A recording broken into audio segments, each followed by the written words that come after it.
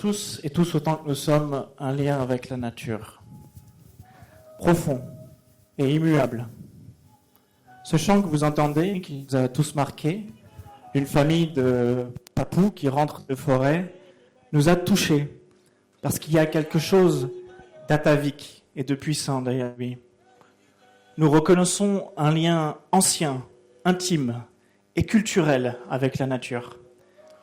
Depuis 15 ans, je travaille dans la protection de la nature avec les communautés, dans les réserves et dans les parcs. Ce lien à la nature, je l'ai senti, je l'ai vécu dans mon âme et dans mon cœur. Je l'ai vécu sur le fleuve Oyapock en Amazonie, en étant avec mes amis amérindiens sur le fleuve.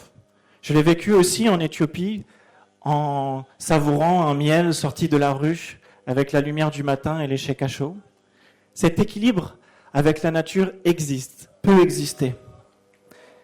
Et pourtant, imaginez que demain, des hommes en tenue viennent vous dire que cette terre n'est pas la vôtre, que de nouvelles règles s'appliquent au nom de la nature et que vous n'y aviez plus droit.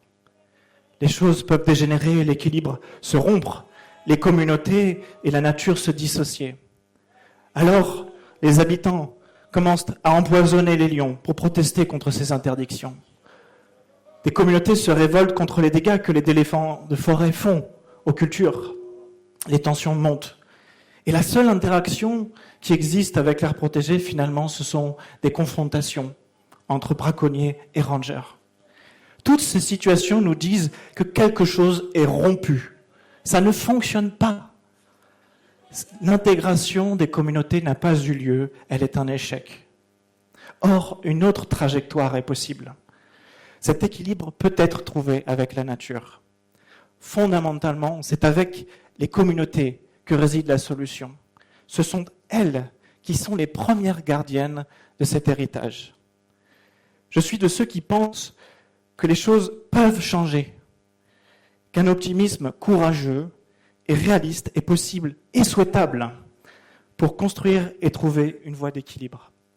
Le travail à accomplir est extrêmement difficile, sans cesse à renouveler, parfois fragile. Au Tchad, il y a quelques années, j'accompagnais la pose de colliers sur des lions et nous avons fait venir des femmes du village pour qui les lions n'étaient que des bêtes féroces, pour voir les lions d'une autre manière. Cette expérience a été extrêmement forte et impactante. Bien sûr, elle ne suffit pas, elle n'est qu'une petite marge de progression, mais elle a commencé à changer leur perception. Je voudrais donc aujourd'hui avec vous présenter ce que ces 15 ans m'ont appris de ce qui fonctionne pour intégrer la communauté et les peuples autochtones avec la protection de la nature en illustrant d'exemples. Il n'y a pas une réponse simple, c'est une réponse de la complexité. Néanmoins, j'ai identifié 7 grands éléments qui sont liés par un lien principal, un fil rouge, un axiome. C'est celui de la réelle exigence de la participation. Pas seulement d'informer ou de consulter, mais vraiment de construire un dialogue avec les communautés, de co-construire, ou même de déléguer. Le premier ingrédient, c'est la base que vous connaissez tous. La plus fondamentale, c'est celle de l'éducation à mieux comprendre pour mieux apprécier.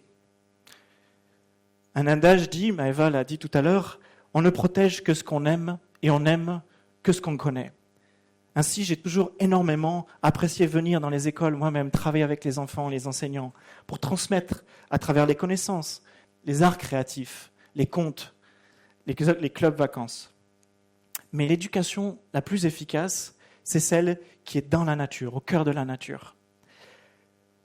Il n'y a pas une seule culture où le contact avec la nature et avec la faune ne produit pas quelque chose de puissant et profond.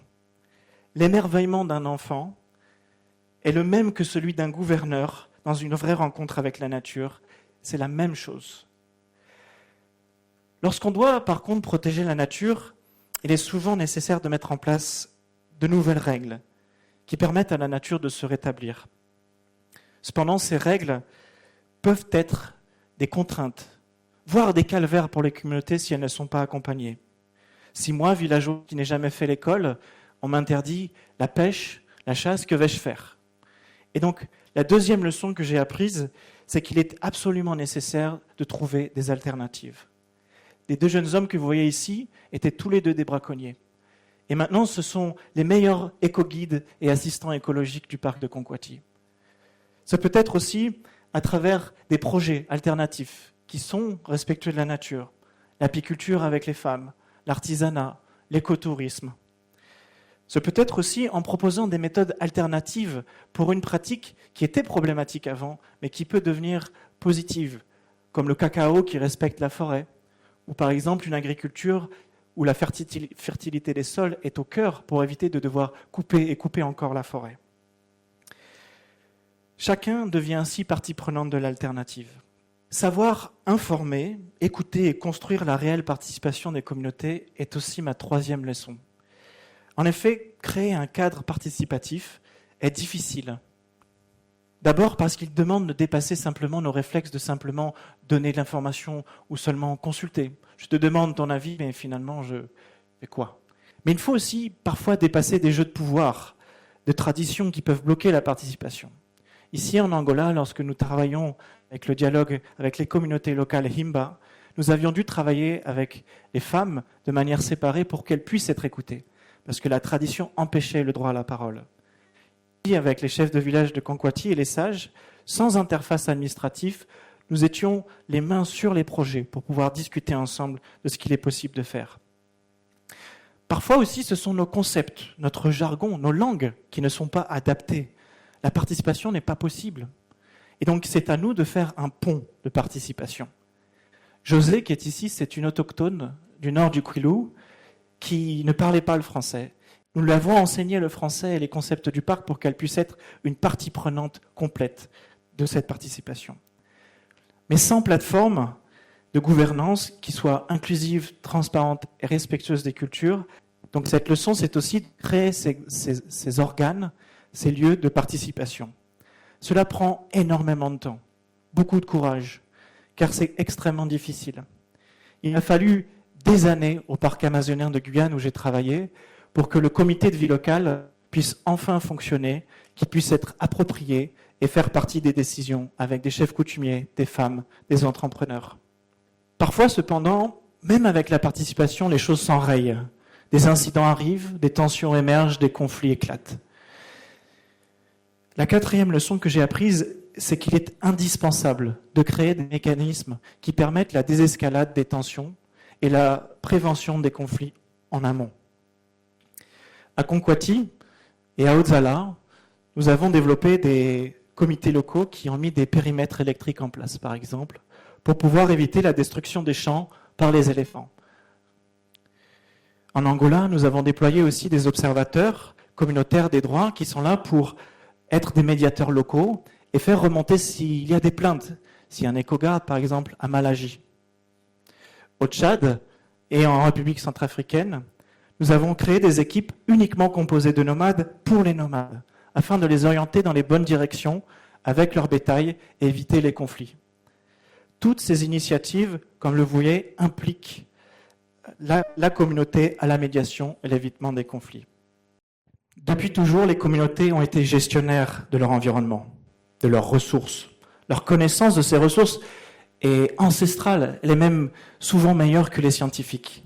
Néanmoins, il arrive souvent que ces communautés aient fait face à des changements récents et les modes de gestion de ces ressources ont été modifiés.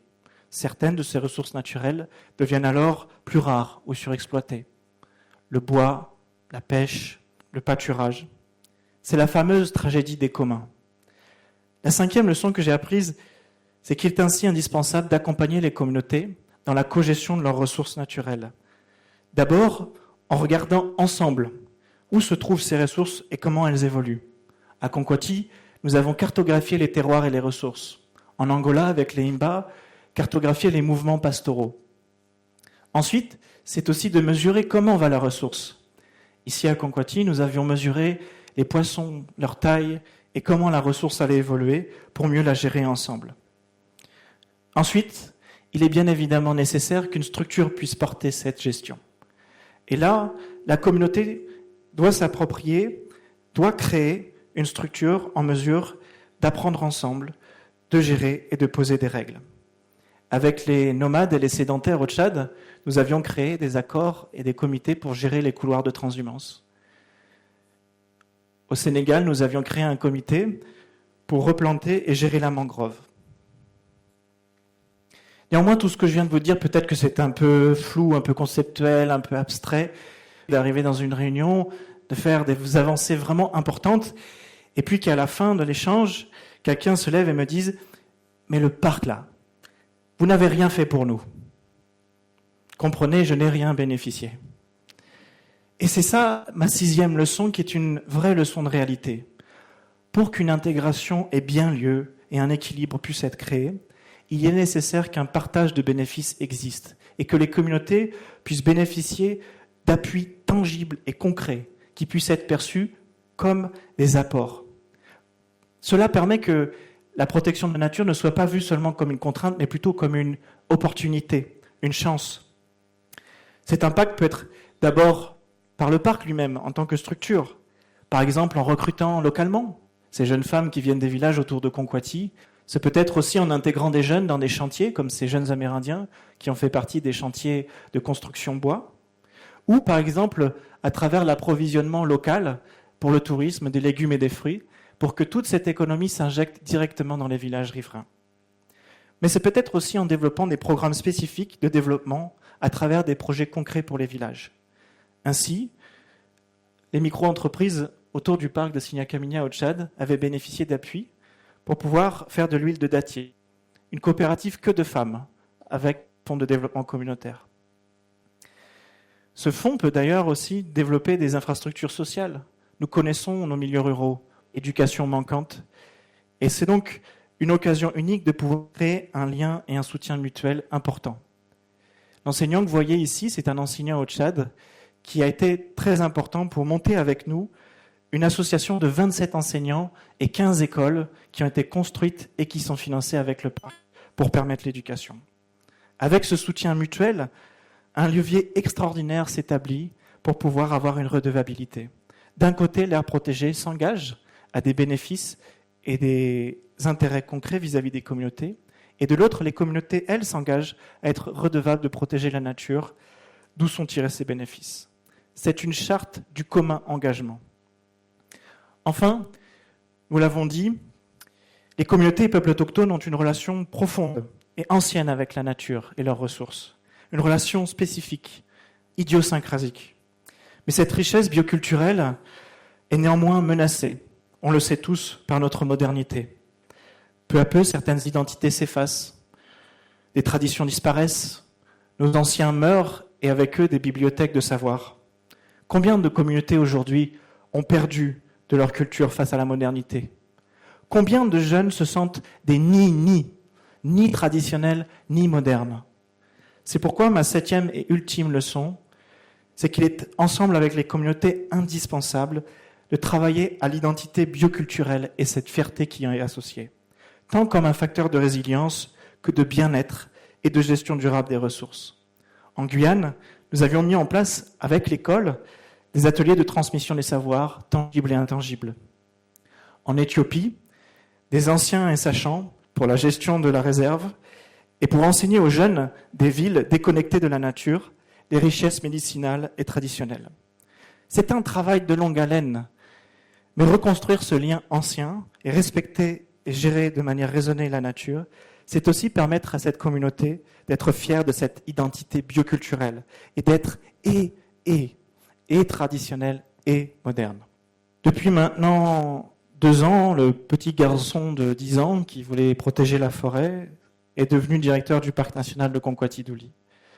Un parc du Congo d'une extrême richesse, tant en termes de paysage que de faune marine et terrestre. Mais c'est aussi un parc habité, avec une culture Vili et Lumbu encore vibrante, où l'intégration à la protection est une condition sine qua non de notre succès. Ensemble, avec le comité de gestion local, qui regroupe des autochtones, des femmes, des représentants des villages, nous avons dit que nous allions relever ce pari. C'est une chance unique, avec humilité, mais le cœur courageux, que je souhaite y répondre, intimement persuadé que nous pouvons réussir. Merci beaucoup.